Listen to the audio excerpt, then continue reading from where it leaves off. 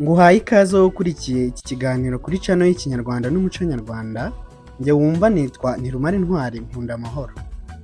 Uzumva mu biganiro by'abanyarwanda bavuga bati ariko runaka ni imfura, ubundi bati mwana wanjye uramenya ibyo uba imfura, cyangwa se n'umuntu mukuru akaba yabibwira undi, mbese mu biganiro kugirana inama no guhugurana.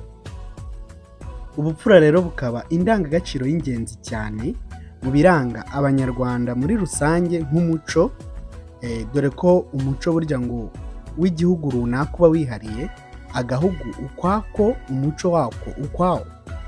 Ubwo rero twebwe ubupfura mu muco nyarwanda, mu mibereho y'abanyarwanda, mu mateka twarazwe n'abasekuruza dukomokaho, ugasanga ari ikintu cy'ingenzi, imwe mu nkingi za mwamba zigize imibereho nyirizina no kubaho kw'abanyarwanda.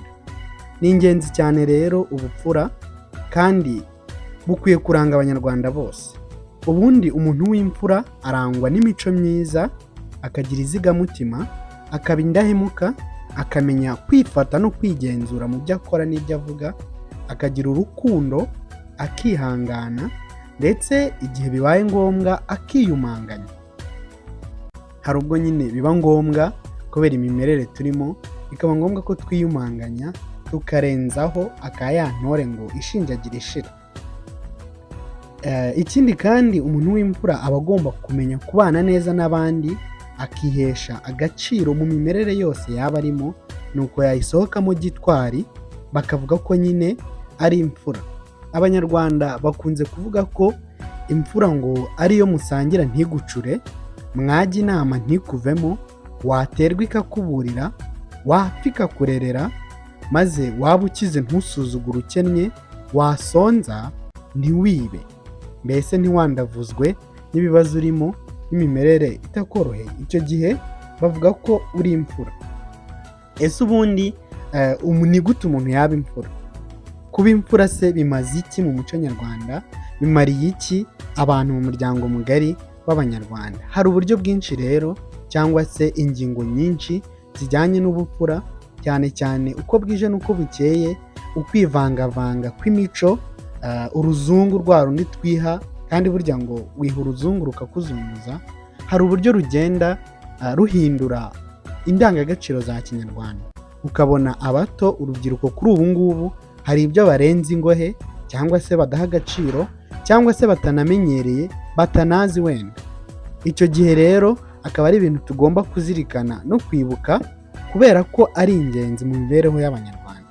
Muri rusange rero ubupfura bugizwe n'indangagaciro zirimo kubaha abandi, kwiyubaha ubwawe, ubunyangamugayo no gushyira mu gaciro, ubutwari no gufata iya mbere, n'izindi ndangagaciro nyinshi z'ingenzi ziranga nyine abantu b'imfura. Icyakora izo ngizo enye zikaba iz'ingenzi cyane n'iz'ibanze mu mibereho n'imyitwarire ya gipfura. Reka tuzirebeho mu buryo nyine bwigiye imbere. Ubundi kubaha ni ikintu kiranga umuntu w'imfura, akaba yubaha abantu n'ibintu muri rusange, akubaha abantu b'ingeri n'ibigero byose, kandi akabubaha igihe cyose. Icyakora by'umwihariko tugomba kubaha ababyeyi batubyaye, abakuru baturuta, abakoresha n'abayobozi mu nzego zose, tugahora tububaha. Ahangaha kandi ntabwo twakwibagirwa kuvuga ko by'umwihariko abagore baba bagomba kugandukira byimazeyo abagabo babo, kugira ngo ingo zirusheho kugenda neza. Hari ibintu rero byinshi ubundi by'ubupfura tukiri abana, ndetse wenda n'abakoze mbere yacu, njya nkunda kumva babivuga, biranga nyine umuntu w'imfura. Urugero ni nko kudasubiza umubyeyi cyangwa umuntu mukuru cyangwa umuyobozi wawe ibintu wishakiye. Urugero wenda nk'umubyeyi tukiri abana, ababyeyi bajyaga badukangara twakosheje.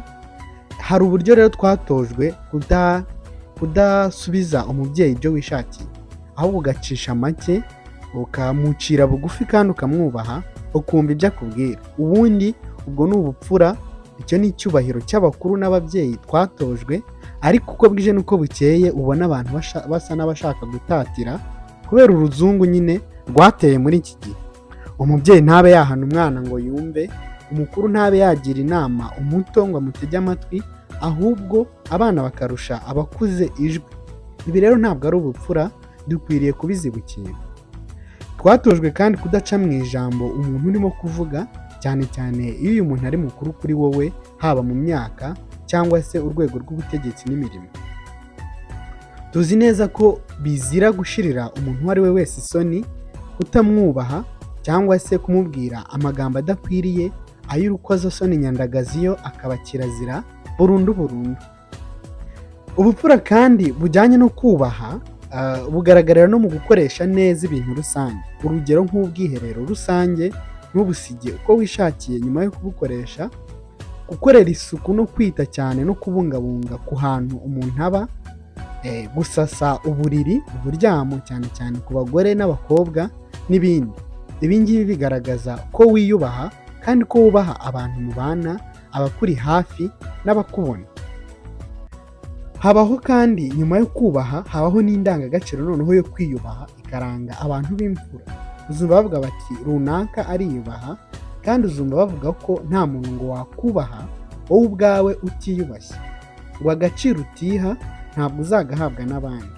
Mu kwiyubaha rero habamo kwifata mu byo uvuga n'ibyo ukora, kubera yuko iyo utifata ugaragara nk'umwasama, ugaragara nk'umuntu uhutiraho, injiji, cyangwa se umuntu udatekereza neza, uhubuka, bikaba byagutakariza icyizere mu bandi. Aha ngaha bisaba kwigengesera kugira ngo ugaragaze ukwifata n'ukwigenzura mu magambo n'ibikorwa.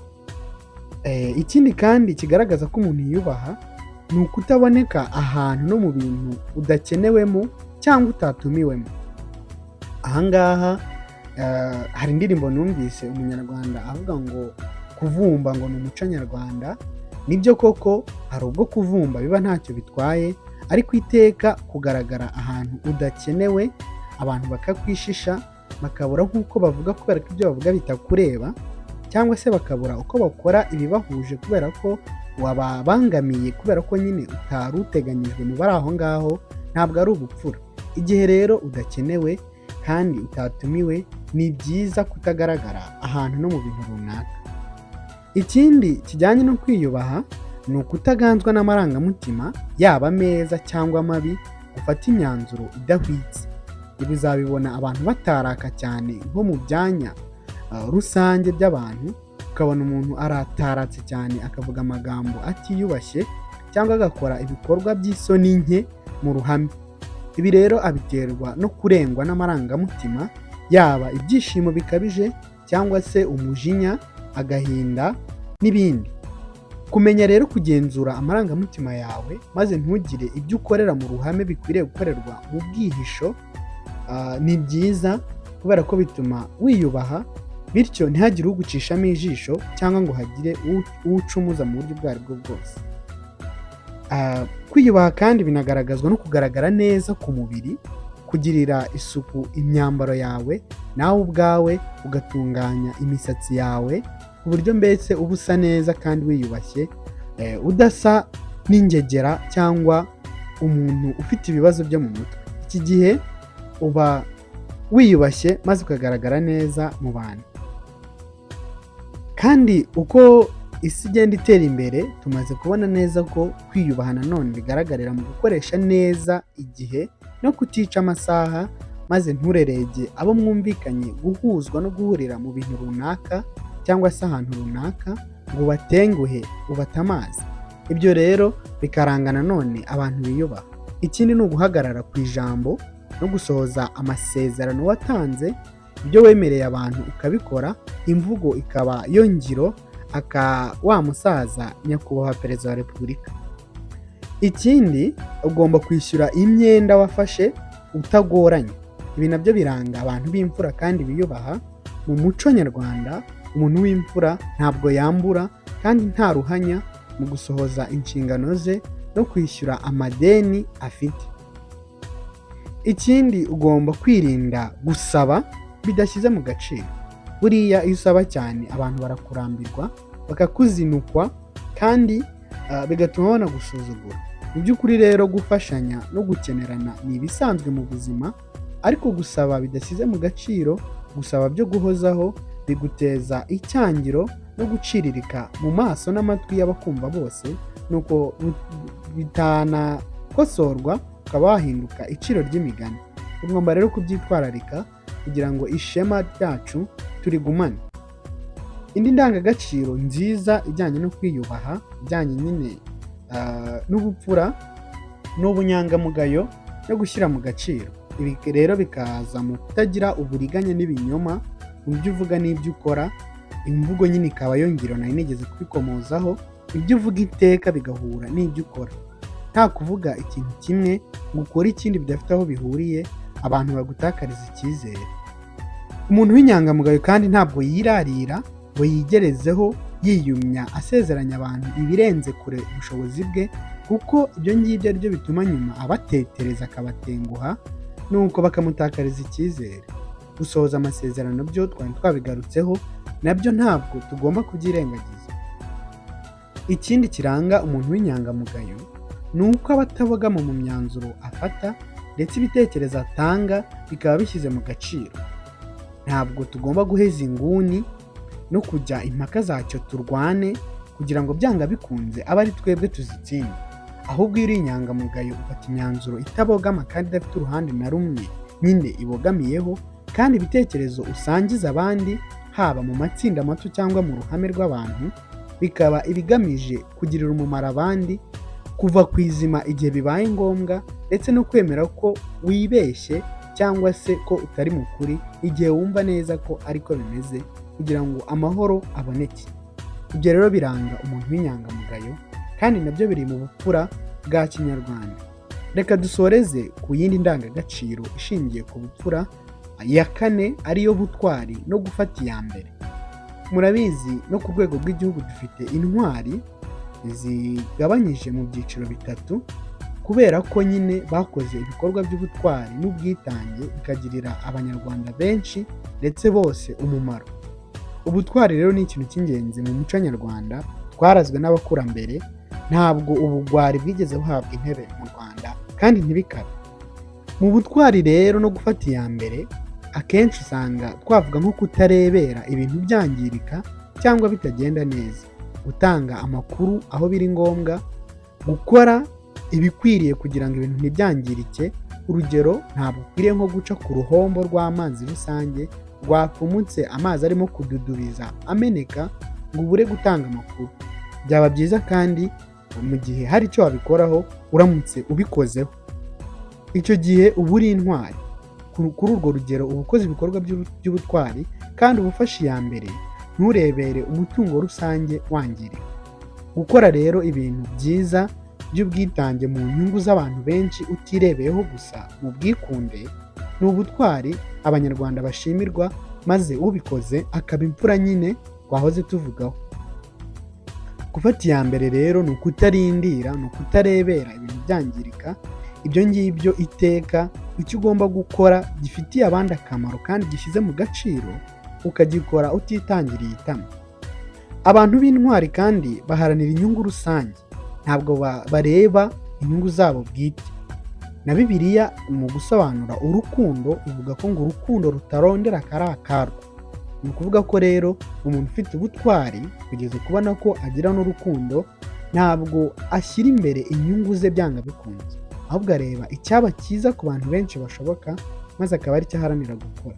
Icyo gihe nta gushidikanya uwo muntu yitwa intwari, kandi ko kaba ariyo.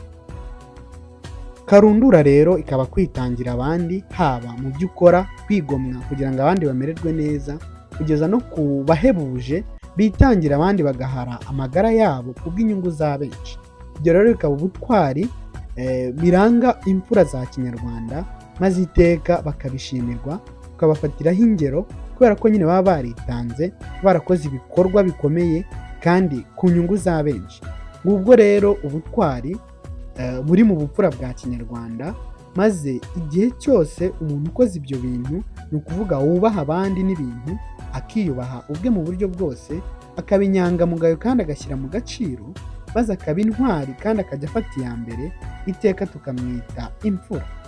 Mbifurije rero gukomeza kuzirikana izi ndangagaciro no kuba imfura nk'uko umuco nyarwanda ubidutoza kandi ubitubwiriza. Mwakoze cyane kudukurikira. ibiganiro byacu nakagaruka naho ubutaha.